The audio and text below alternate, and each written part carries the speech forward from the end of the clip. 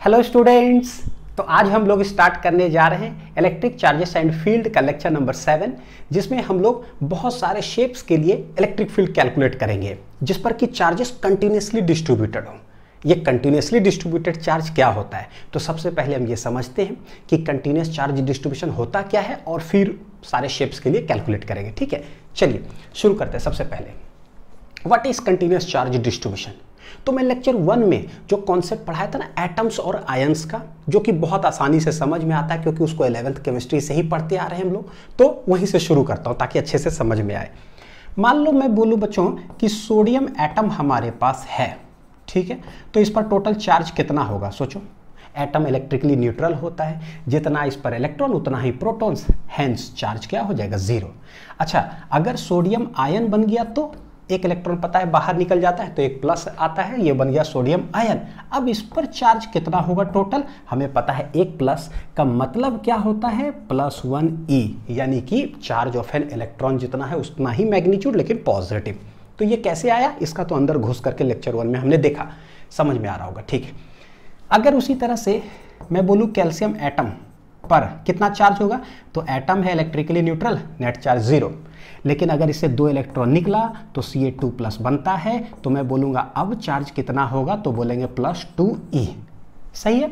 ये जो +1e +2e है, ये किस तरह का नेचर बतलाता है चार्जेस का।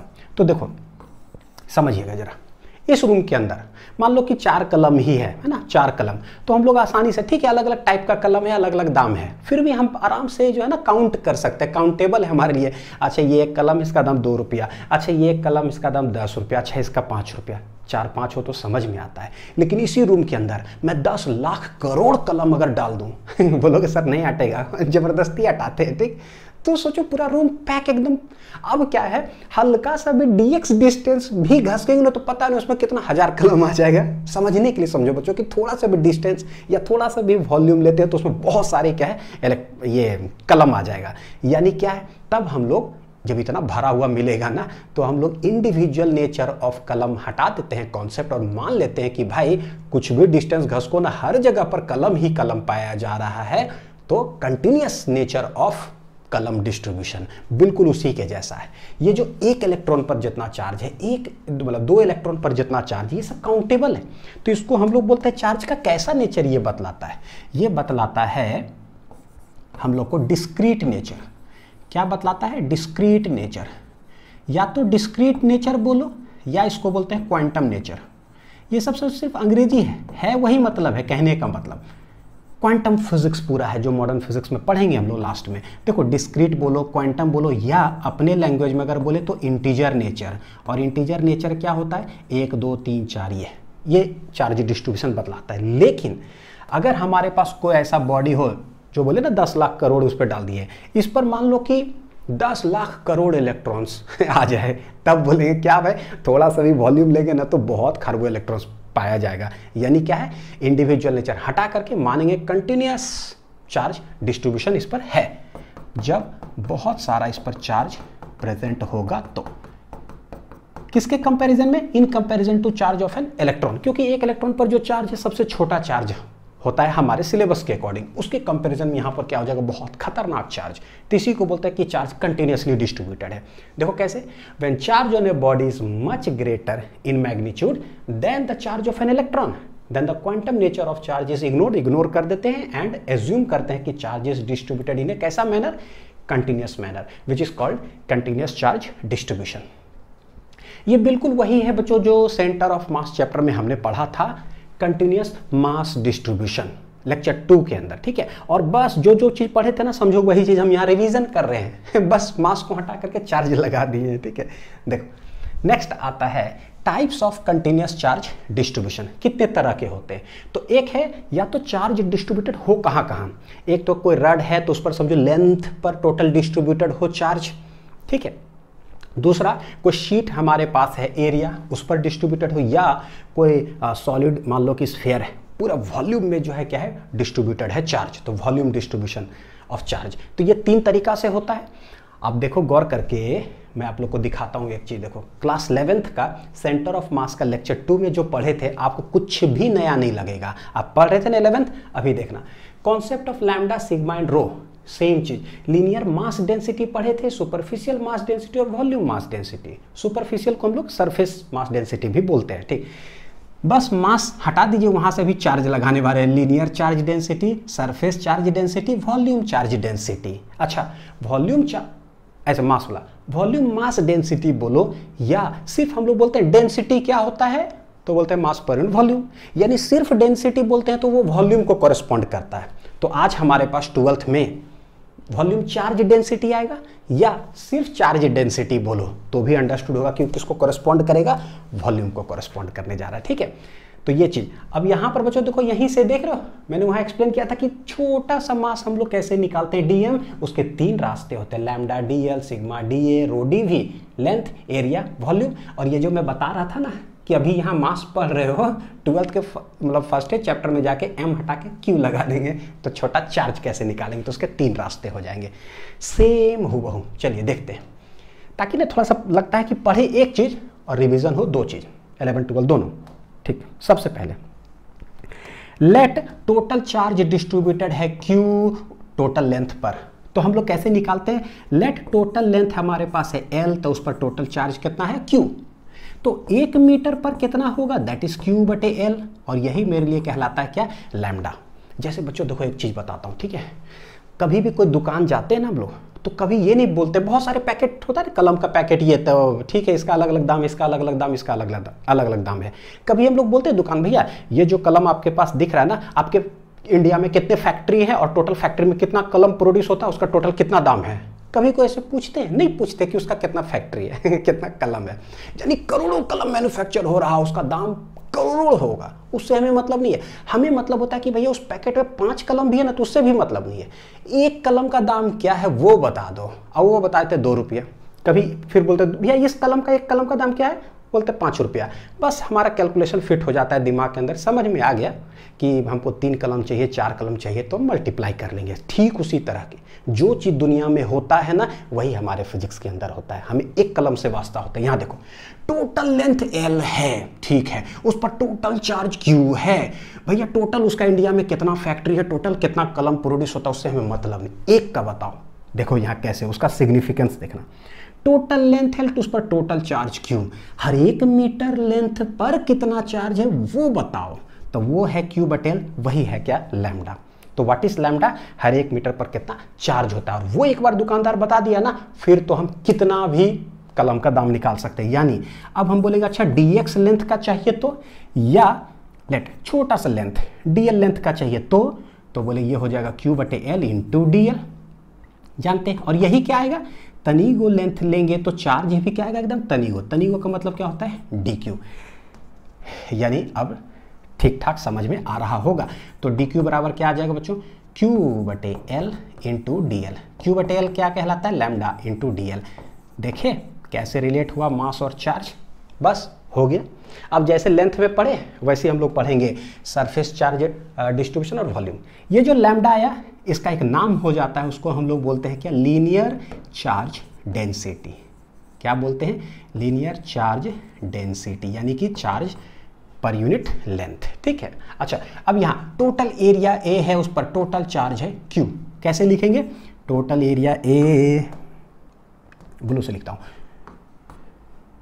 टोटल एरिया ए, उस पर total charge q, 1 metre square पर कितना होगा वो बताओ, दिस इज क्यू बटे ए, इसी को हम लोग बोलते हैं sigma. What is sigma, surface charge density. तो हमेशा डेंसिटी का मतलब वॉल्यूम नहीं होता है, अलग अलग है। ये क्या हो गया, सरफेस चार्ज डेंसिटी, ठीक है। अब जैसे 1 मीटर स्क्वायर का निकल गया, हमको चाहिए छोटा सा एरिया जो होगा उसका कितना होगा, छोटा सा एरिया का एकदम। तो भैया अगर छोटा एरिया लोगे डी ए, तो इस पर चार्ज भी कितना होगा, एकदम छोटा सा होगा डी क्यू। तो अगर डी ए लिए हैं तो ये हो जाएगा क्यू बटे A into D A, D A D A कितना आएगा मेरा, देखो तनी वो एरिया तो तनी वो चार्ज, यानी कि डी क्यू, ठीक है। तो डी क्यू बराबर आ जा रहा है क्यू बटे A into D A D A D A, यानी कि क्यू बटे ए क्या है, सिग्मा, सिग्मा डी ए। तो कलम और रुपया वाला जो कॉन्सेप्ट है ना, 5 कलम 20 रुपये, वैसे उसी से रिलेट कर लो। 5 कलम का दाम 20 रुपये, 1 कलम का दाम कितना, तो बताओ कि 3 कलम का दाम कितना। चलो नेक्स्ट देखते हैं। टोटल वॉल्यूम है V, उस पर टोटल चार्ज है Q। तो टोटल वॉल्यूम है V, उस पर टोटल चार्ज है Q। 1 मीटर क्यूब वॉल्यूम पर कितना हो जाएगा Q बटे V, इसी को हम लोग बोलते हैं रो वॉल्यूम चार्ज डेंसिटी। क्या नाम हो जाएगा?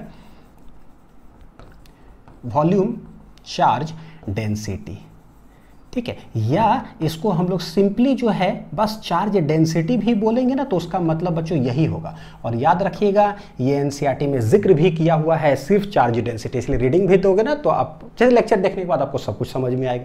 चार्ज डेंसिटी भी बोलेंगे तो इसका मतलब है वॉल्यूम को कॉरेस्पॉन्ड करा, जैसे मास के लिए था छोटा सा वॉल्यूम, तो क्या हो जाएगा? तो हो जाएगा Q बटे V into DV DV DV। ये क्या बन गया? छोटा वॉल्यूम छोटा चार्ज, यानी कि व्हाट इज छोटा चार्ज? ये आ रहा है Q बटे V into DV DV DV, यानी कि Q बटे V को क्या बोल देंगे? रो DV DV DV। देख रहे हो बिल्कुल सिमिलर पैटर्न पर स्मॉल अमाउंट ऑफ चार्ज निकालने के मेरे पास 3 फॉर्मूले आ गए, तो मैं वहीं पर लिख देता हूँ बिल्कुल सिमिलर वे में। देखो अगर इसको हम लोग देख रहे हैं तो क्या लिख सकते हैं कि DQ निकालने के कितने रास्ते हो गए? 3। अगर लैम्डा है तो DL DL DL, सिग्मा है तो DA DA DA, और अगर रो है तो DV DV DV, ताकि ये पता चले कि दिस इज क्लास 11th, ये है क्लास 12th।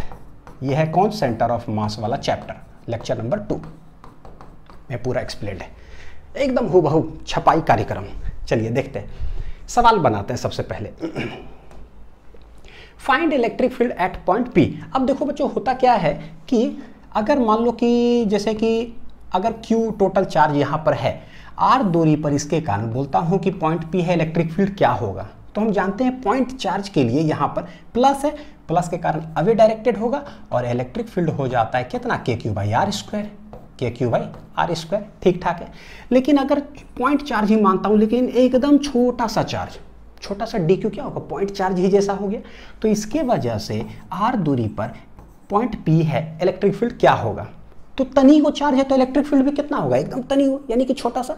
यानी इलेक्ट्रिक फील्ड को लिखेंगे कैसे? तो बोले भाई एकदम छोटा सा इलेक्ट्रिक फील्ड होगा, वो कितना? K इंटू Q बटे क्या हो जाएगा? R square. सिमिलर वे में टोटल चार्ज है तो टोटल इलेक्ट्रिक फील्ड आ गया। छोटा सा है तो पहले छोटा सा। जब कंटिन्यूअसली डिस्ट्रीब्यूटेड होता है किसी बॉडी पर, जैसे ये पेन, मास कैसा डिस्ट्रीब्यूटेड है? पार्टिकल वाइज है क्या? 2 ही पार्टिकल है इसके अंदर? नहीं, ये कंटिन्यूअस डिस्ट्रीब्यूशन ऑफ मास है। dx अमाउंट भी जाओगे ना तो आपको मास ही नजर आ रहा है हर जगह पे। तो हम लोग करते क्या है? dm लेकर के बनाते हैं। आज हमारे पास चार्ज है पूरा लेंथ पर, कैसे बनाएंगे? जब कंटिन्यूअस डिस्ट्रीब्यूशन होता है तो पहले तनी को लेकर बनाते हैं, और उसके बाद टोटल इंटीग्रेट कर देते हैं, टोटल इलेक्ट्रिक फील्ड या टोटल फोर्स। चलिए देखते हैं, सबसे पहले क्या करें? एक रड दिया हुआ है, लेंथ है L, उस पर देखो क्या है? लैम्डा दे के रखता है। अब आपको समझ में आ रहा है लैम्डा दिया हुआ का मतलब क्या है? मतलब है कि कितना लेंथ है, कितना चार्ज है, उससे मतलब नहीं, हर 1 मीटर पर कितना चार्ज है वो दे के रख दिया। वही तो चाहिए होता है पूरा दुकान में, कुछ भी खरीदने जाते हैं तो हमें निकालना है कि इस रड के वजह से यहाँ से A डिस्टेंस पर एक पॉइंट P ले लिया, यहाँ पर बताओ कि इलेक्ट्रिक फील्ड क्या होगा? तो बोले अगर एक पॉइंट चार्ज Q होता ना तो डायरेक्ट लिखते KQ बटे R स्क्वायर, लेकिन ऐसा नहीं है, हर जगह पर चार्ज है। तो क्या करें? तो बोलते हैं देखो यहाँ निकालना है, लेट यहाँ से वेरिएबल x डिस्टेंस पर जाते हैं और यहाँ पर छोटा सा लेंथ ले लेते हैं, क्या? dx। अब अगर छोटा सा लेंथ लिए हैं तो भाई इस पर चार्ज कितना होगा? चार्ज भी एकदम छोटा सा होगा, dq।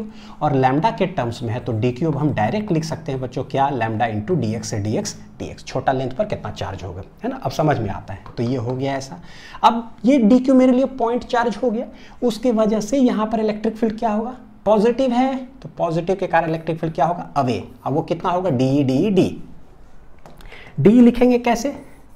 तो d आएगा k into DQ, KQ divided by R square. तो भाई DQ से लेकर के यहाँ तक कितना डिस्टेंस है? x, तो x स्क्वायर हो गया। DQ को कैसे लिखे? तो ये हो जाएगा k लैम्डा इंटू dx बटे x square, this is d। Total electric field, तो देखो वेरिएबल डिस्टेंस x पर जाकर हमने dx लिया, लेकिन ये जो dx लेना है, शुरू कहाँ से करना है? यहाँ से स्टार्ट करना है, dx लेते यहाँ तक जाना है। यानी शुरुआत कहाँ से करना है? तब बोलेंगे a डिस्टेंस से चालू करेंगे और जाएंगे यहाँ तक। ये डिस्टेंस क्या है? टोटल a प्लस l तक।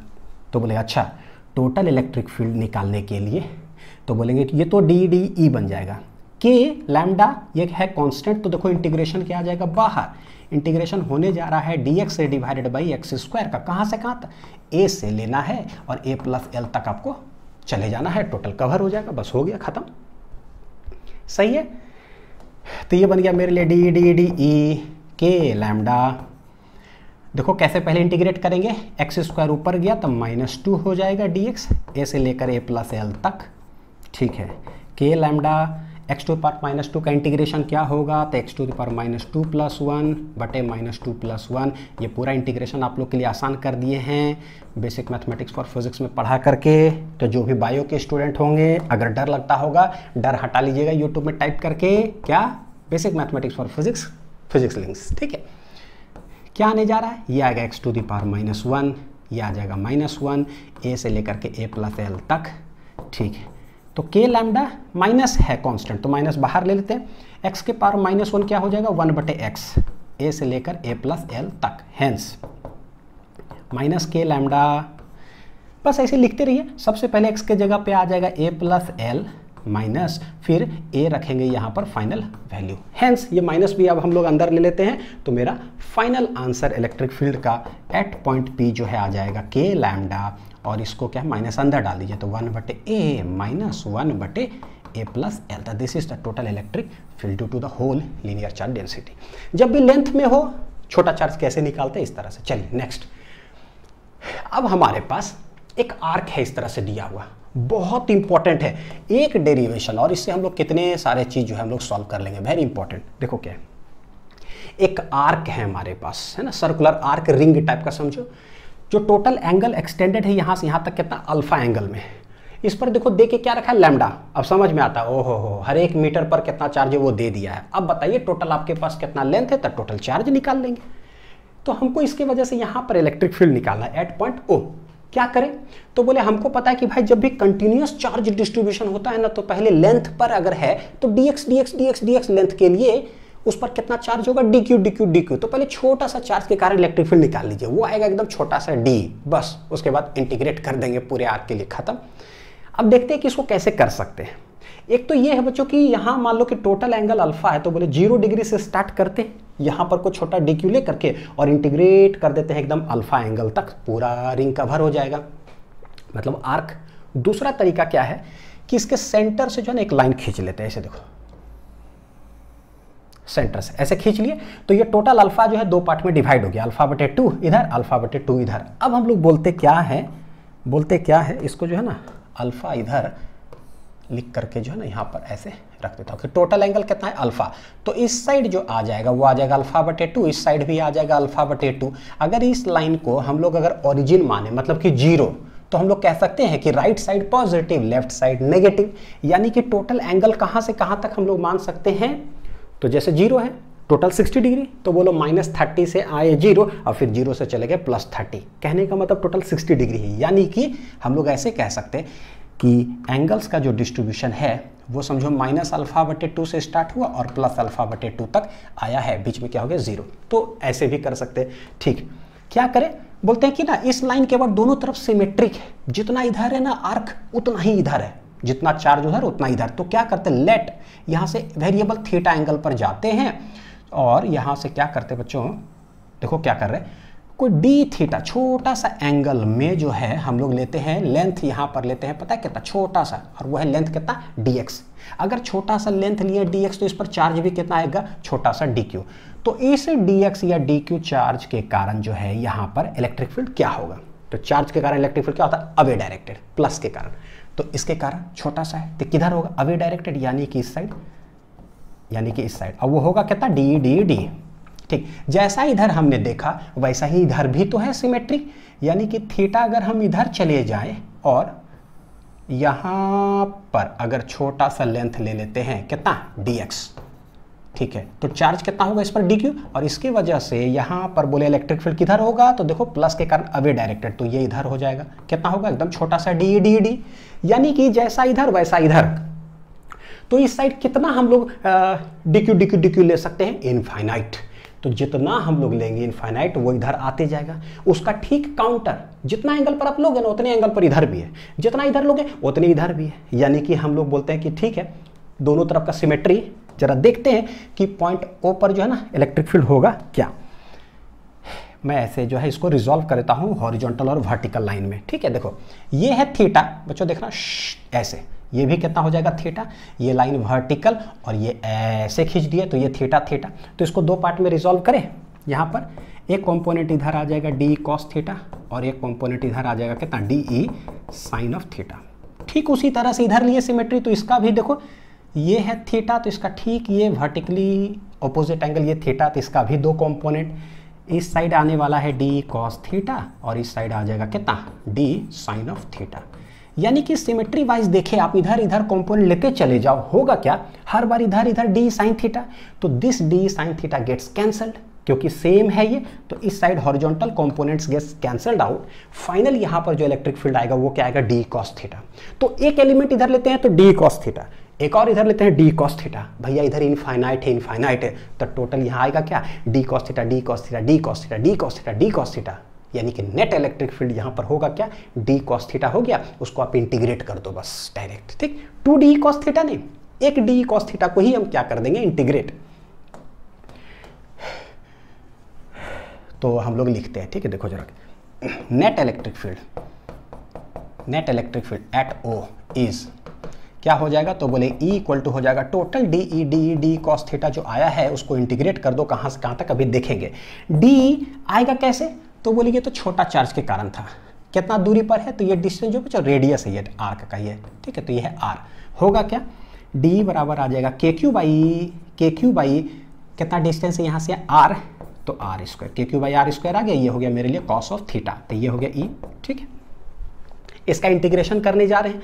देखो K कांस्टेंट है, R चेंज होगा क्या, नहीं, हमेशा तो R ही है, तो R भी बाहर, K बाहर R बाहर। थीटा क्या है, ये तो चेंज होगा। हम ले रहे हैं कहाँ से थीटा, यहाँ से ले रहे हैं, कहाँ से ले रहे हैं सामने से, तो कैसे इंटीग्रेट करेंगे, बोले देखो ये ओरिजिन टाइप का हो गया, ठीक। अब पीछे जाओ कितना माइनस अल्फा बाई 2, अब वहाँ से चलते चलते चले जाओ कहाँ तक प्लस अल्फा बाई 2 तक टोटल कवर हो जाएगा, ठीक। तो इंटीग्रेशन ऐसा होने जा रहा है। डी क्यू क्या लिखोगे बच्चों यहाँ पर, how to write d q, तो बोलेंगे डी क्यू है मेरे लिए लैम्डा इंटू क्या हो जाएगा डी एक्स क्योंकि लेंथ डिस्ट्रीब्यूशन है, हेंस के बटे आर स्क्वायर चला गया बाहर, इंटीग्रेशन डी क्यू के जगह पे लिख देंगे लैम्डा डी एक्स और ये हो गया कितना कॉस ऑफ थीटा। फिर इसमें देखते हैं कि लैम्डा कांस्टेंट है तो वो आ जाएगा इंटीग्रेशन के बाहर। भैया एक्स भी वेरिएबल है डी एक्स और थीटा भी वेरिएबल है, दो वेरिएबल हमको लाना है सिंगल वेरिएबल में ताकि इंटीग्रेट करें। क्या करें, तो since it is an arc, ये क्या है आर्क है, सर्कुलर आर्क है, तो इसमें अगर चले जाएं तो देखो इसको कैसे लिख सकते हो, ये आर्क है, कितना है इसका लेंथ dx, यहाँ इस जगह पर है, दिस इज r, एंगल कितना में है d थीटा में है, ये वाला स्मॉल चार्ज। तो dx हम रिप्लेस कैसे कर सकते हैं dx को, तो हम लोग जानते हैं कि एंगल जो होता है ना वो होता है arc length divided by radius. तो हाउ टू राइट dx हो जाएगा आर डी थीटा, एकदम जो सेंटर ऑफ मास इस समय करते थे ना प्रूफ में डेरिवेशन वही, तो dx रिप्लेस हो गया आर डी थीटा में। तो हम लोग यहाँ लिख देते हैं बच्चों के लैम्डा आर स्क्वायर भी बाहर, dx के जगह पे आर डी थीटा और ये हो जाएगा कॉस ऑफ थीटा। आर देख रहे हो ये चला गया, यानी कि k lambda divided by r, integration है सिर्फ किसका cos of theta D theta का, और थीटा कहाँ से कहाँ तक माइनस अल्फा बटे 2 से प्लस अल्फा बटे 2 तक चले जाओ, पूरा रिंग जो है कवर हो गया है। तो ये आ जाएगा इलेक्ट्रिक फील्ड, ठीक है। चलिए इंटीग्रेशन करते हैं अब, तो ये क्या आ जाएगा देखो के लैम्डा बाई आर है ना, कॉस थीटा का इंटीग्रेशन क्या हो जाएगा बच्चों साइन थीटा कहाँ से कहाँ तक माइनस अल्फा बटे 2 से प्लस अल्फा बटे 2 तक, यानी कि के लैम्डा बाई आर, सबसे पहले रखे थीटा के जगह पे अल्फा बाई 2, तो ये आ जाएगा sine alpha by 2 minus sine क्या है एंगल में माइनस अल्फा बाई 2, तो ये रख दिए, ठीक है। देखो साइन माइनस थीटा क्या होता है, साइन ऑफ माइनस थीटा क्या होता है माइनस साइन ऑफ थीटा। जब भी ट्रिग्नोमेट्री का कुछ आएगा तो मैं लिख तो जरूर दूंगा, लेकिन बोलूंगा कि ट्रिग्नोमेट्री आप देख लीजिए, बेसिक मैथमेटिक्स फॉर फिजिक्स में सारे फॉर्मूलास याद हो जाएगा कि क्यों हो रहा है काहे हो रहा है बच्चों, ठीक है। तो के लैम्डा बाई आर, देखो साइन अल्फा बाई 2, ये माइनस थीटा किधर आ जाएगा माइनस एक बाहर, यानी कि साइन अल्फा बाई 2 माइनस बाहर, देखो sine minus theta minus sine theta होता है, तो ये माइनस आ गया बाहर, बचेगा साइन अल्फा बाई 2, तो minus minus plus sign alpha by 2। Hence sign alpha by 2 sine alpha by 2 ये हो जाएगा 2 साइन अल्फा बाई 2। तो मेरा रिजल्ट आ रहा है क्या, K lambda by R 2 sine alpha by 2। Final कैसे हम लोग इसको अरेंज करके लिख सकते हैं, 2k लैम्डा बाई आर, देखो 2k lambda by R sine alpha by 2 sine alpha by 2। तो ये मेरे लिए हो गया पता है क्या, रिजल्ट के तौर पर हो गया है, रिजल्ट के तौर पर हो गया 2k lambda by R sine alpha by 2। बस देख लो कि वो आर्क जो है कितना एंगल बना रहा है, खत्म। ठीक, अब इसको अगर देखें कितना एंगल बना रहा है, ठीक है, मैग्नीट्यूड तो ये आएगा। डायरेक्शन वाइज अगर हम लोग देखें तो बच्चों देखो क्या होगा, ये प्लस प्लस प्लस ऐसे है, टोटल अल्फा एंगल में है, तो इलेक्ट्रिक फील्ड क्या है, प्लस के कारण अवे डायरेक्टेड होता है। तो देख रहे हैं कि प्लस के कारण बस इस साइड इलेक्ट्रिक फील्ड आया है मेरा, इधर तो कैंसिल हो गया। तो ये वर्टिकली जो डाउनवर्ड ऐसे आया है क्यों, प्लस से अवे डायरेक्टेड, और है कितना पर, टोटल एंगल है अल्फा, टोटल एंगल था कितना अल्फा, उसके ठीक मिड में, तो दिस इज अल्फा बाई 2, और ये वाला कितना है अल्फा बाई 2, उसके देखो ये अल्फा बाई 2 अल्फा बाई 2। यानी कि कोई भी अगर आर्क हो ना तो उसको बीच से डिवाइड करो और एकदम अवे डायरेक्टेड, तो इधर हो जाएगा इलेक्ट्रिक फील्ड। तो प्लस है तो अवे डायरेक्टेड, अगर यहाँ पर माइनस माइनस होता तो इलेक्ट्रिक फील्ड किधर होता, टुवर्ड्स द नेगेटिव चार्ज। तो ये चीज जो है हमारे लिए रिजल्ट के तौर पे काम करेगा। देखते हैं, सवाल बनाते हैं। Find electric field due to a semi circular arc at point O point पर हमें सेमी सर्कुलर आर्क, बस आर्क दिखाई दिया ना, रिजल्ट हमारे पास है।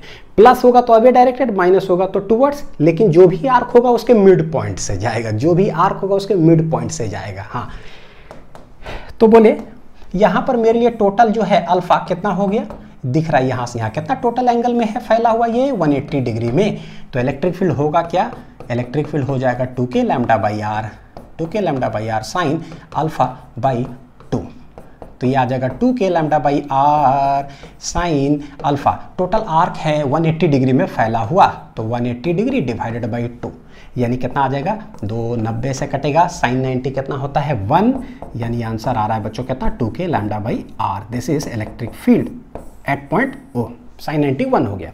अच्छा, ये होगा किधर, तो बोले ये 180 डिग्री टोटल है ना, तो उसके ठीक मिड में यानी 90, तो भैया 90 कहाँ होता है, एकदम बीच में। तो ये 90 इधर, ये 90 इधर, बीच में अल्फा बाई 2 हो गया डिवाइड, प्लस प्लस है तो भैया अवे डायरेक्टेड, तो this will be the direction of electric field. और वो कितना होगा 2k लैम्डा बाई आर, इस पर लैम्डा दिया हुआ, ठीक है, लाइन चार्ज जैसे है ना, तो लैम्डा। तो मेरे ख्याल से समझ में आ रहा होगा, बहुत आसान है। ठीक, next, find electric field due to a circle at point कहाँ है, ओ पॉइंट है मेरे लिए ये। अब पूरा सर्कल है, तो ये आर्क जो है टोटल कितना एंगल में फैला हुआ है, सोचो यहाँ से यहाँ तक 360 डिग्री होगा क्या, जैसे अभी सेमी सर्कल के देखे थे। अगर इस सर्कल को दो भाग में अगर तोड़ ले तो बोले अपर पार्ट जो है पूरा प्लस प्लस प्लस, पूरे के कारण किधर होगा, एग्जैक्ट मिड में ऐसे डायरेक्टेड, ठीक है। अच्छा, यहीं तक बनाता हूँ, ठीक है, ऐसे देखो किधर होगा, अवे डायरेक्टेड ऐसे, और ये जो लोअर हाफ ये प्लस है, इसके कारण यहाँ पर किधर डायरेक्टेड होगा, ऊपर की ओर। तो यहाँ पर जो इलेक्ट्रिक फील्ड हो जाएगा वो ऊपर की ओर होगा कितना, अभी हमने देखा था 2k लैम्डा बाई आर, यानी कि सेमी सर्कल के कारण अपर पार्ट के कारण है 2k लैम्डा बाई आर नीचे, ठीक है, और लोअर पार्ट के कारण ऊपर है कितना 2k lambda by R. Hence net electric field at point O क्या हो जाएगा, जितना ऊपर उतना नीचे, हेंस क्या हो गया 0। बहुत आसान है, देख लो, सिंपल सा। तो पूरा सर्कुलर अगर आर्क हो, पूरा सर्कल, सेंटर पर क्या होता है 0 इलेक्ट्रिक फील्ड, ठीक है, बहुत आसान। चलिए नेक्स्ट देखते हैं, electric field due to a charged quadrant, यानी अब सेमी सर्कल हमारे पास नहीं है, एक क्वाड्रेंट कितना डिग्री होता है 90 डिग्री, तो एक क्वाड्रेंट ऑफ चार्ज है कितना डिग्री है टोटल 90 डिग्री। अभी हम पढ़े ये मेरे आर्क, मेरे लिए क्या है आर्क जहां दिखाई दिया उसको ठीक बीच से काट दो, अवे डायरेक्टेड अगर पॉजिटिव है तो भाई टोटल 90 डिग्री है, 90 डिग्री का ठीक मिडिल से अगर इसको काटेंगे तो होगा कितना, तो बोले ये 45 डिग्री, और ये वाला भी कितना हो जाएगा 45 डिग्री, मिडिल से काट दिए, प्लस है, प्लस के कारण किधर होता है अवे डायरेक्टेड। तो this will be the electric field at point O, और होगा कितना, वो हमारे लिए फॉर्मूला है। क्या है भाई formula, 2k lambda by are, देख रहे हो एक फॉर्मूला से कितना चीज डेराइव हो रहा है बच्चों, साइन अल्फा बटे 2, भैया टोटल कितना है अल्फा 90 डिग्री हमारे लिए, यानी कि 2k lambda by R sine alpha कितना है 90 टोटल बटे 2, तो ये गया 45, यानी कि साइन 45। तो 2k lambda by R sign 45 कितना हो जाएगा 1/√2। ये √2 देखो कटेगा तो एक √2 ऊपर आ गया है ना, तो √2k लैम्डा बाई आर। तो this is the electric field at point O हो जाएगा √2k लैम्डा बाई आर। और होगा किधर, इस साइड होगा √2k lambda divided by R, √2k lambda by R. इसका दो कंपोनेंट जैसे बोलते हैं ना हॉरिजॉन्टल और वर्टिकल अगर निकालना हो तो हम लोग ऐसे कैसे निकाल सकते हैं कि भाई इसको अगर ऐसे कर दो हॉरिजॉन्टल, इसको कर दो वर्टिकल। ये 45 है तो ये 45 डिग्री, यानी इसका एक कंपोनेंट इधर होगा एक कंपोनेंट इधर होगा। अगर जैसे ऑप्शन में रहता ना आई कैप जे कैप में, तो क्या करेंगे √2k lambda by are cos 45 इधर आई कैप, और ये हो जाएगा साइन 45 नीचे है माइनस जे कैप। तो इसको रिजॉल्व कर सकते हैं, ठीक है। चलिए देखते हैं हम लोग बच्चों नेक्स्ट क्वेश्चन क्या है।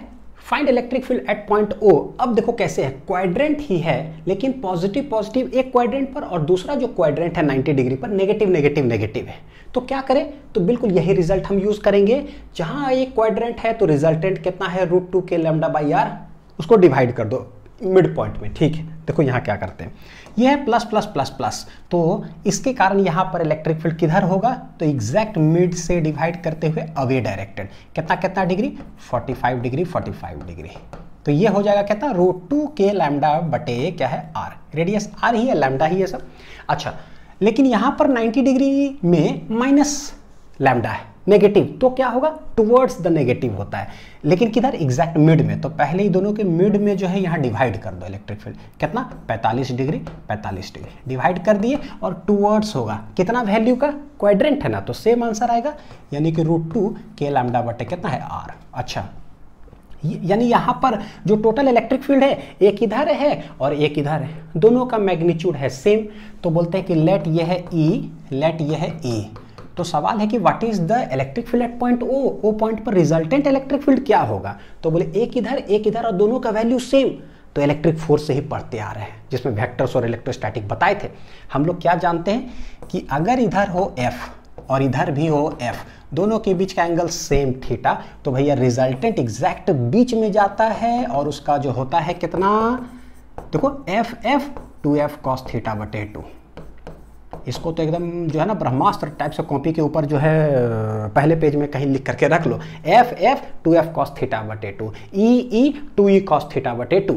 तो देखो एक है E, दोनों के बीच एंगल कितना है, तो बोले ये है 45 डिग्री, तो ये वाला भी हो जाएगा 45 डिग्री वर्टिकली अपोजिट, यानी टोटल मेरे लिए देखोगे थीटा जो है दोनों के बीच कितना डिग्री है 90 डिग्री।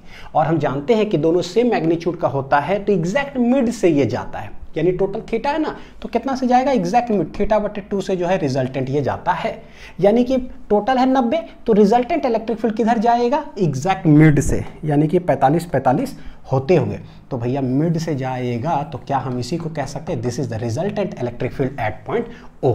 और वो कितना होगा देखो, तो रिजल्टेंट क्या हो जाएगा E, ठीक है, तो ये हो जाएगा 2E cos थीटा बटे 2। वेक्टर से निकालते हैं √A² + 2AB cos थीटा, लेकिन 7 लाइन 8 लाइन बार बार लगाएंगे तो उसका हमने एक बार लगा दिया इलेक्ट्रिक फोर्स में भाई, है ना। बस लिखते हैं 2E कितना है √2k लैम्डा बटे आर cos थीटा, टोटल कितना है दोनों के भी 90, तो 90 डिग्री बटे क्या है 2, यानी ये गया तो ये हो गया 45 डिग्री। cos 45 कितना होगा 1/√2, तो 2√2k लैम्डा बाई आर, और cos 45 1/√2, तो ये √2 चला गया। फाइनल आंसर मेरे पास आ रहा है बच्चों कितना 2k लैम्डा बटे कितना है R. This is the resultant electric field at point O। तो इस तरह से सवाल फ्रेम होता है।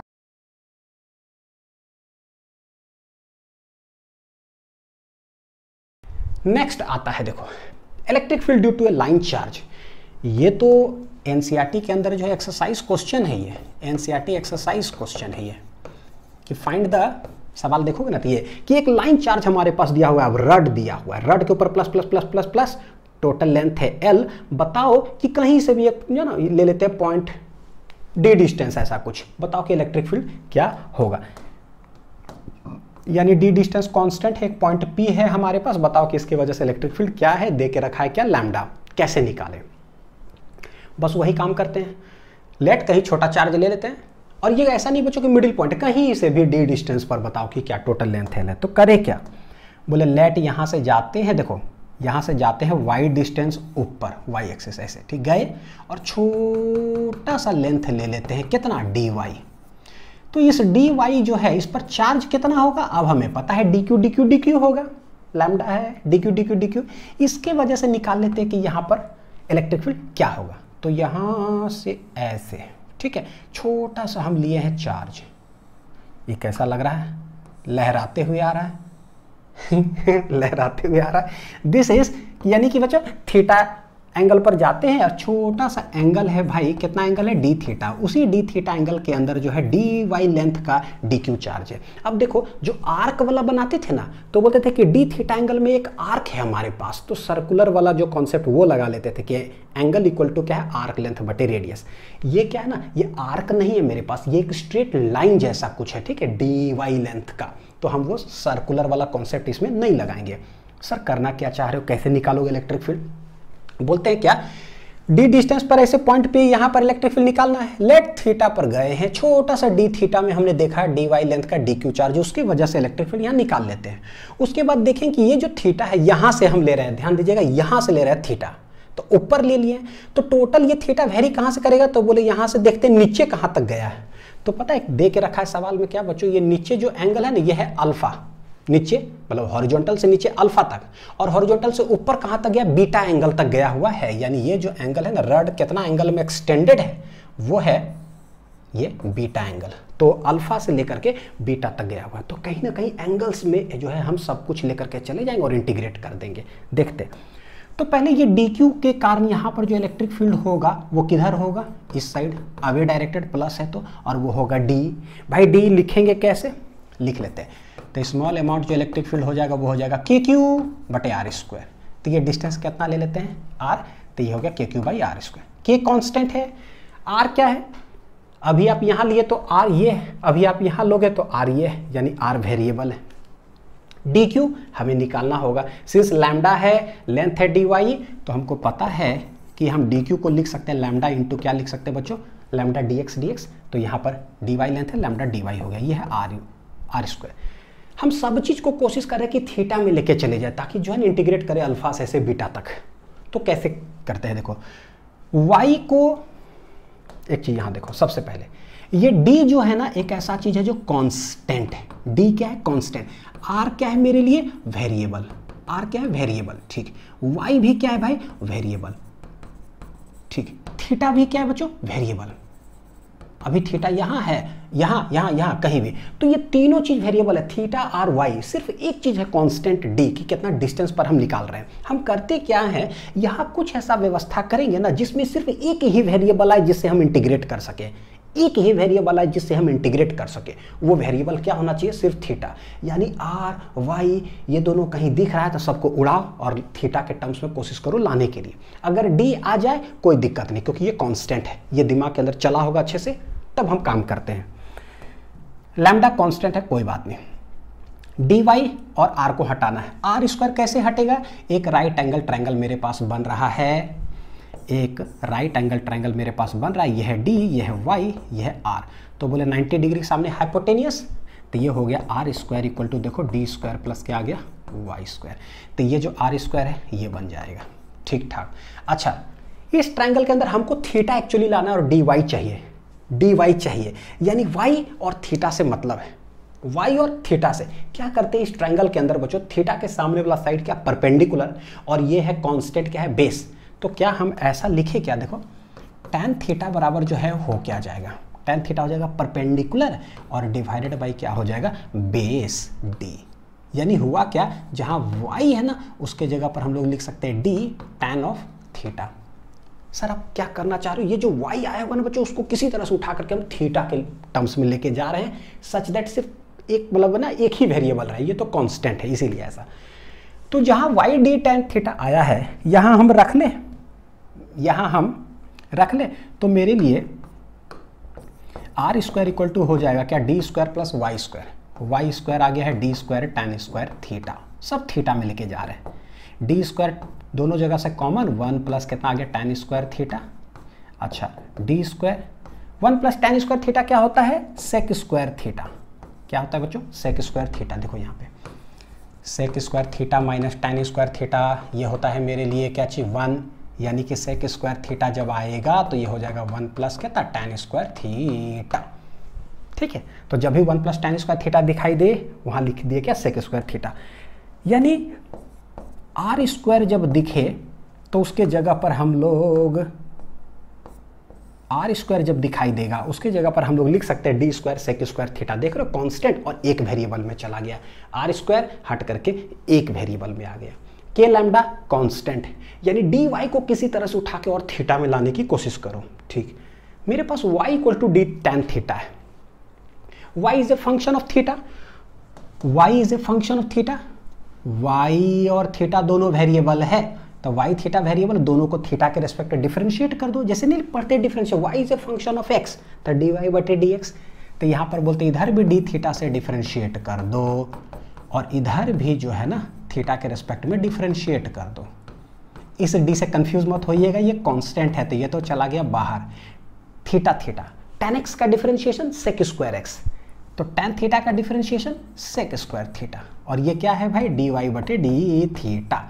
हेंस dy का अगर जब जरूरत पड़ेगा तो हम लोग क्या लिख सकते हैं, देखो d सेक स्क्वायर थीटा और ये आ जाएगा d थीटा। समझ में आना चाहिए ना कि कोई चीज़ कर रहे हैं तो क्यों कर रहे हैं, बस इतने। ये मेरे पास आया हुआ था, ये चल गया y में, dy के जगह पर भी देखो क्या, ये तो कांस्टेंट और सारा कुछ थीटा में चला गया, यानी मेरे काम का चीज़ हो गया। दिस इज इक्वेशन नंबर बोल दो 1, दिस इज बोल देते हैं इक्वेशन नंबर 2, इक्वेशन नंबर 2, इसको बोलते हैं इक्वेशन नंबर 3, इसको बोलते हैं equation number 4। Hence from 1, from क्या है बच्चों, इक्वेशन 1 हमारे पास क्या है, D equal to K, D equal to क्या, देखो K lambda D Y, K lambda D Y divided by क्या है आर स्क्वायर, तो सबको रिप्लेस करते हैं। ठीक है, तो के लैम्डा डी वाई के जगह क्या लिखेंगे, D sec square theta, D sec square theta into D theta divided by are square, R square के जगह D square sec square theta, D square sec square theta. देखो जरा क्या है बच्चों, सेक स्क्वायर थीटा चला गया, डी चला गया, एक डी बच रहा है, तो क्या है के लैम्डा बटे डी, एक डी बचा और कुछ बचा क्या, नहीं सब चला गया इंटू डी थीटा। तो ये क्या है डी ई मेरे पास आया है, इक्वेशन नंबर क्या करते हैं 5। तो small amount of electric field in terms of देखो के लैम्डा डी सब कांस्टेंट है, सिर्फ एक वेरिएबल आ गया मेरे पास थीटा, तो बहुत आसान, के लैम्डा बटे डी इंटू डी थीटा। अगर इसको आपने लिख लिया बच्चों तो मैं थोड़ा सा इसको मिटाना चाहूँगा, डी वाई जो आया हुआ है ना आपने लिख लिया होगा, क्योंकि मेरे लिए यहाँ पर जो है ना रिजल्ट के तौर पर कुछ जो है डायग्राम बनाना होगा। ठीक, देखिए जरा क्या लिख लिए हम लोग है ना, देखते हैं। मैंने इतना छोटा छोटा चीज़ है ना, हर की चीज़ समझ में आना चाहिए, नहीं तो फिर क्या है ना उड़ जाएगा दिमाग से। क्या बोल सकते हैं आप, बोले कि भाई आप सब भी उड़ जाएंगे क्या, समझ में हम लोग को आ गया है कि क्यों है काहे है। ठीक, ये देखो स्मॉल जो DQ चार्ज था उसके वजह से यहाँ पर इलेक्ट्रिक फील्ड निकाले तो इस डायरेक्शन में आया, तो बोले भाई हम इसको रिजॉल्व करना चाहते हैं कि इधर हॉरिजॉन्टल और वर्टिकल के अंदर। तो बच्चों देखो ये थीटा तो ये वाला हो जाएगा थीटा, तो इसका एक कंपोनेंट इधर आने जा रहा है, ये है डी कॉस थीटा हो जाएगा, और एक कंपोनेंट इधर this is D sine of theta. D मेरे पास निकल चुका है। ये जो कंपोनेंट है इसको पता है हम नामकरण क्या देते हैं, रड है ऐसे और इसके ठीक ये परपेंडिकुलर है ये वाला वो कंपोनेंट, तो इसका जो नामकरण ही हो जाता है पता है क्या, डी परपेंडिकुलर। और रड ऐसे है, ये जो कंपोनेंट है किधर है, पैरेलल डायरेक्शन में, रड के पैरेलल, तो इसको हम लोग बोल देते हैं डी पैरेलल। तो हम लोग करेंगे क्या, दो कंपोनेंट निकालेंगे, एक डी परपेंडिकुलर और एक डी पैरेलल। ठीक है, अच्छा दोनों अलग अलग। बच्चों ये जो डी है टोटल रड जो है थीटा मेरे पास आया हुआ है वेरिएबल में, तो थीटा हमने लिया है यहां से, तो ये मेरे लिए समझो ओरिजिन टाइप का हो गया। तो बोले उसके नीचे जो है अल्फा तक गया हुआ है और फिर 0 पर हम आए और यहां से ऊपर गया हुआ है पॉजिटिव यानी प्लस बीटा तक। तो कैसे इंटीग्रेट करेंगे पता है क्या, नीचे जो गए तो बोलो माइनस अल्फा से रड स्टार्ट हुआ, माइनस अल्फा से आते आते आते 0 और फिर 0 से positive plus plus plus plus beta तक चले गए हैं। यानी कि साइन कन्वेंशन जो है ना, हॉरिजॉन्टल लाइन से नीचे कितना दूर तक रड गया हुआ है उसको माइनस ले लेते हैं, हॉरिजॉन्टल लाइन से ऊपर रड कितना गया उसको पॉजिटिव ले लेते हैं। तो इंटीग्रेशन जो मेरा जाएगा ऐसे, ई परपेंडिकुलर और ई पैरेलल। तो चलिए यही निकालते हैं।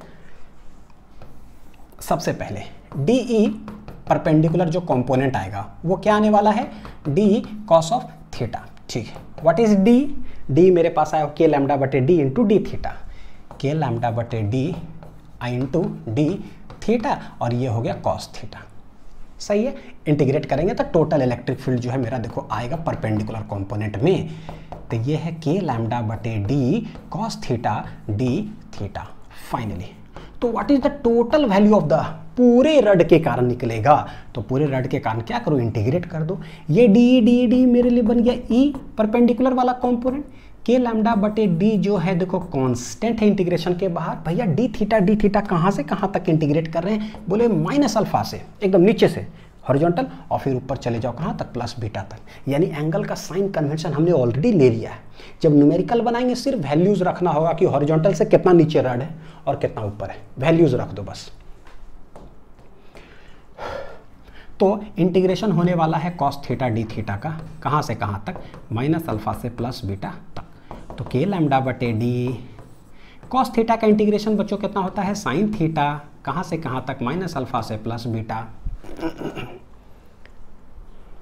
तो देखिए क्या आने वाला है, के लैम्डा बटे डी पहले आ जाएगा यहाँ पर sine beta minus sine of, फिर थीटा के जगह पर क्या रखेंगे, माइनस अल्फा। यानी कि साइन माइनस थीटा क्या होता है, माइनस साइन थीटा, तो एक माइनस आ जाएगा बाहर, यानी कि के लैम्डा बटे डी ये आ गया कितना, साइन बीटा, ये आ जाएगा माइनस बाहर तो प्लस हो जाएगा, ये हो जाएगा साइन अल्फा। यानी this is the perpendicular component of इतना। तो हम रिजल्ट के रूप में फाइनली याद करने के रूप में किस तरह से लिखेंगे कि जो परपेंडिकुलर कंपोनेंट है मेरे लिए वो कैसा है, के लैम्डा बटे D sign alpha plus sine beta, sine alpha plus sign क्या है, beta, sine alpha plus sine beta. ये रिजल्ट के रूप में मेरे लिए हो गया। और कैसे बोलेंगे, रड ऐसे है, डी डिस्टेंस पर है, तो भाई नीचे कितना एंगल है, दैट इज अल्फा, ऊपर कितना एंगल तक रड जा रहा है, that is beta, plus plus plus plus plus plus plus plus है। तो एक perpendicular component, this is E perpendicular, और एक निकालने वाले हैं ई पैरेलल कंपोनेंट अभी। ठीक है, तो मेरे पास रिजल्ट आ गया। पैरेलल कंपोनेंट कैसे निकलेगा, तो जो डी ई आया हुआ है पैरेलल वाला कंपोनेंट में बच्चों देखो क्या है मेरे पास आया हुआ, डी साइन थीटा। तो जैसे डी कॉस थीटा का इंटीग्रेशन किए ठीक उसी तरह से क्या करेंगे, डी साइन थीटा का इंटीग्रेशन। चलो लिखते हैं, डी ई पैरेलल कंपोनेंट जो है ये हो जाएगा D E sine of theta. ठीक है, what is D E, D क्या है देखो, के लैम्डा बटे डी इंटू डी थीटा, यानी कि के लैम्डा बटे डी इंटू डी थीटा, और ये है साइन थीटा। अभी तो पहले जो ऐसे डेरिवेशन करा रहा हूं वो समझ लो, बस रिजल्ट जब आ जाएगा ना तो आपको बहुत आसान लगेगा। के लैम्डा बटे D sine theta D theta, ये और ये क्या है, डी ई पैरेलल। इंटीग्रेट करते हैं दोनों तरफ, ये तो टोटल बन जाएगा ई पैरेलल कंपोनेंट। भाई के लैम्डा बटे डी तो बाहर, डी थीटा कहाँ से कहाँ तक इंटीग्रेट करना है, माइनस अल्फा से लेकर के प्लस बीटा तक। चलो करो इंटीग्रेट, के लैम्डा बटे डी साइन थीटा का इंटीग्रेशन हो जाता है बच्चों कितना, माइनस कॉस थीटा, कहाँ से कहाँ तक, माइनस अल्फा से प्लस बीटा तक। के लैम्डा बटे डी माइनस ले लेते हैं बाहर। ठीक है, तो यहाँ पर आ जाएगा देखो क्या, कॉस थीटा है तो पहले cos beta minus cos of, यहाँ पर सब्सटीट्यूट करो कितना, माइनस अल्फा, माइनस बाहर ले लिए, कॉस थीटा बचा हुआ तो पहले बीटा बाद में क्या है माइनस अल्फा। अच्छा कॉस माइनस थीटा क्या होता है, कॉस माइनस थीटा जो होता है वो क्या होता है, प्लस कॉस थीटा ही होता है। क्यों, क्योंकि फोर्थ क्वाड्रेंट में ये है ऑल साइन टैन कॉस। और आप लोगों ने क्या सिखाया मुझे, आलू समोसा टिक्की चाट, है ना। तो चार्ट में क्या है, फोर्थ क्वाड्रेंट में जो नेगेटिव एंगल है तो भाई कॉस पॉजिटिव होता है, इसलिए पॉजिटिव हो गया। क्या हो गया, पॉजिटिव। तो हम क्या बोलेंगे, माइनस के लैम्डा बटे डी कॉस बीटा, देखो ये तो पॉजिटिव ही रहेगा यानी कि माइनस ही होगा। अच्छा ये माइनस अंदर गया तो के लैम्डा बटे डी, तो फाइनली क्या आ जाएगा, पलट जाएगा ना, कॉस अल्फा माइनस कितना हो गया, कॉस ऑफ बीटा। तो this is the parallel component हो गया है। तो पैरेलल कंपोनेंट में कॉस अल्फा माइनस बीटा और परपेंडिकुलर कंपोनेंट में sign alpha plus sine beta. तो एक रिजल्ट के तौर पर हम क्या करते हैं, इसको पहले जो है ना यहाँ बनाता हूँ बच्चों, ठीक है। रिजल्ट के तौर पे डी डिस्टेंस है प्लस प्लस प्लस प्लस ऐसे, this is alpha, this is क्या है बीटा, फाइनली रिफ्रेश, ठीक है। तो दो कंपोनेंट, एक है ई परपेंडिकुलर और एक है ई पैरेलल। परपेंडिकुलर में ऐसे भी हम लोग जानते हैं साइन थीटा होता है परपेंडिकुलर बटे हाइपोटेनियस। तो भैया परपेंडिकुलर में साइन आता है, यानी कि के लैम्डा बटे D sign alpha plus sine beta. पहले रिजल्ट लिख देता हूँ, ठीक है, उसके बाद sign alpha plus sine beta. यहाँ पर वही के लैम्डा बटे D cos alpha minus cos beta है, कॉस अल्फा माइनस क्या है कॉस बीटा।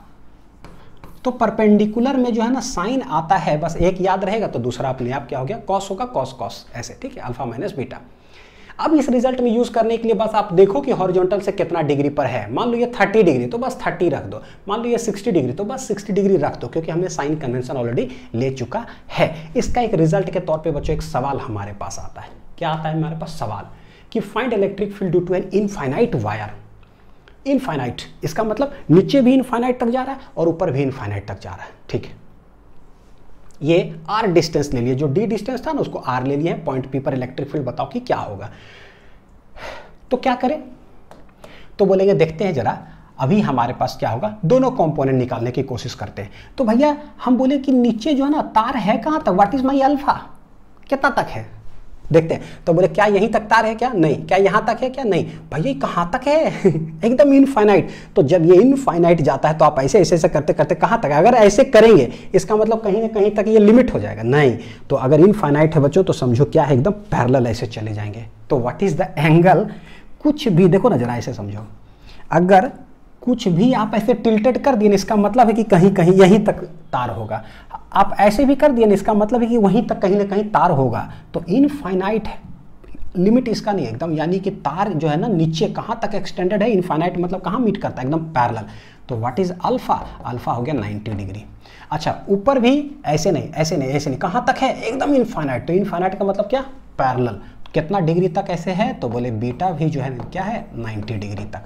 तो हम बोलेंगे दो कंपोनेंट आएगा, हम जानते हैं एक होता है मेरा ई परपेंडिकुलर और एक इस साइड होता है ई पैरेलल। निकालने की कोशिश करते हैं, सिर्फ वैल्यूज रखेंगे। देखो ई परपेंडिकुलर के लैम्डा बटे डी, डी मेरे लिए कहता है R distance, sine alpha plus sine beta, sine alpha sine beta दोनों 90-90 है। तो डायरेक्ट वैल्यूज रखना है, sine alpha plus sine beta हो गया, यानी कि साइन 91 साइन 91 1 + 1 2, यानी मेरा आंसर कितना हो जाएगा 2k लैम्डा बाई आर।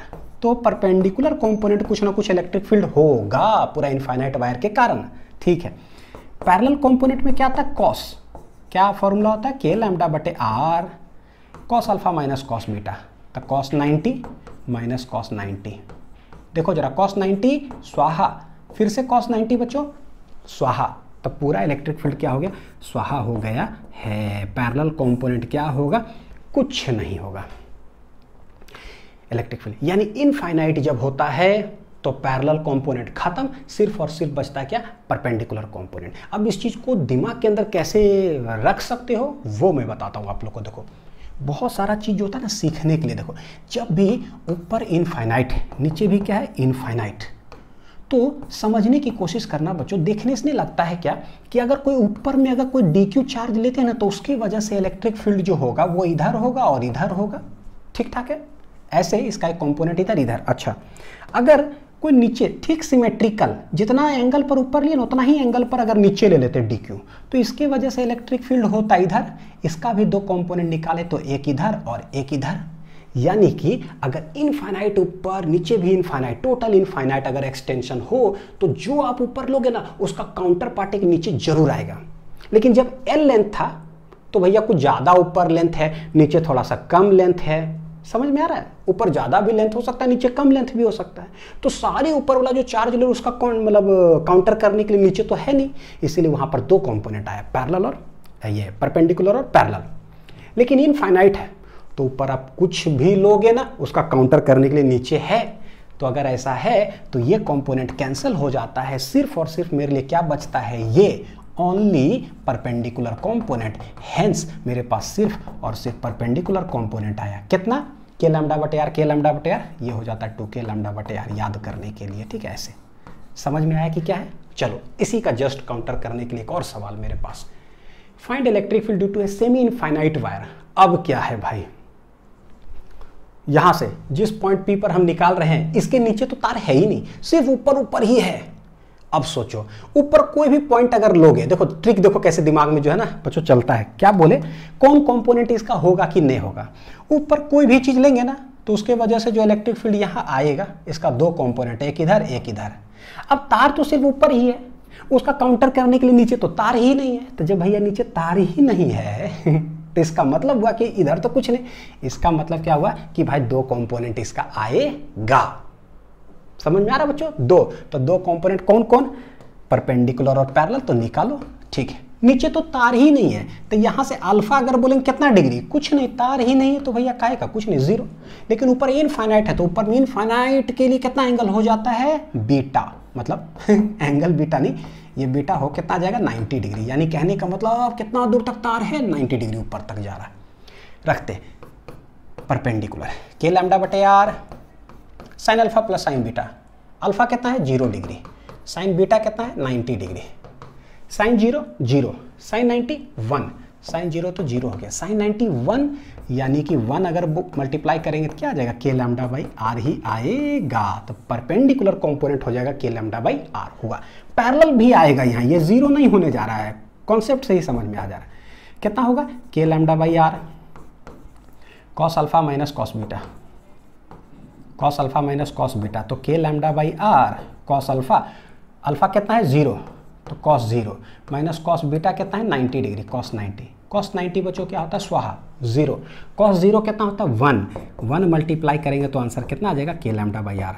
यानी कि देखो पैरेलल कंपोनेंट भी आया, परपेंडिकुलर भी आया, दोनों क्या आया? सेम।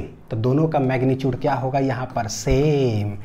कितना होगा? सेम। दिस इज के लैम्डा बाई आर, भैया ये भी है के लैम्डा बाई आर। तो दोनों सेम, दोनों 90 डिग्री पर ही होगा। तो रिजल्टेंट जो इलेक्ट्रिक फील्ड देख, और पता है कि भाई रिजल्टेंट तो इधर ही आएगा, तो के लैम्डा बाई आर, के लैम्डा बाई आर, दोनों का रिजल्टेंट रूट अंडर ये प्लस ये। यानी कि फाइनल आंसर अगर हम लोग बोले तो दिस इज द रिजल्टेंट बच्चों, ये कितना हो जाएगा? पता है कि 90 डिग्री पर होता है तो कितना हो जाता है? Root under. यानी अगर आंसर आप लोग को याद रहे ना, √2 टाइम्स ये हो जाएगा। देख लेते एक बार कैसे, के लैम्डा बाई आर का होल स्क्वायर प्लस के लैम्डा बाई आर का होल स्क्वायर, तो ये क्या आ जाएगा? रूट अंडर, वही चीज है तो बोलेंगे 2 टाइम्स के लैम्डा बाई आर का क्या हो गया? Whole square. तो final answer √2 K lambda by R. तो this is the electric field resultant, √2 times क्या? K lambda by are. ठीक है, ये हो गया। चलो नेक्स्ट बच्चों एक सवाल जो है आपके लिए होमवर्क देता हूं, जो कि DPP 2 के वीडियो सॉल्यूशन में ये आएगा। एक वायर है, इनफाइनाइट नीचे से ऐसे ऐसे ऐसे ऐसे यहां तक है, पॉजिटिव चार्जेस है इस पे। कैसा है? इस पे पॉजिटिव चार्जेस है, ठीक। लेकिन ये तार जा कहां तक रहा है पता है? जहां r डिस्टेंस पर हमको निकालना है ना पॉइंट P, उसके ऊपर तो तार गया ही नहीं है। तार नीचे से आ रहा है, बस कुछ ही दूर यहीं तक है मतलब हॉरिजॉन्टल तक भी नहीं आया। तो नीचे कहां तक और फाइनली ऊपर कहां तक है? ठीक, ये 60 डिग्री दे के रखा है। आप ये थोड़ा सा ट्रिकी क्वेश्चन है, लेकिन आपके लिए होमवर्क दे रहा हूँ। Find electric field at point P, बस आइडेंटिफाई करना है कि अल्फा क्या है, यहाँ बीटा क्या है। ठीक है, जितना बात समझा है उसी पर सब्सटीट्यूट करने की कोशिश करना, और कमेंट सेक्शन में आप आंसर बताना। ऐसे DPP 2 का वीडियो सॉल्यूशन में रहेगा तो फिर वहाँ सॉल्व करके बताऊंगा। ठीक है, कि अल्फा क्या बीटा क्या, बाकी पुट करना है सिर्फ इतना। तो ये रहा बच्चों, सारे शेप्स हमारा कवर हो गया इलेक्ट्रिक फील्ड का। आगे मिलेंगे अगले लेक्चर में, अच्छे से पढ़ाई करते रहिए। Thank you.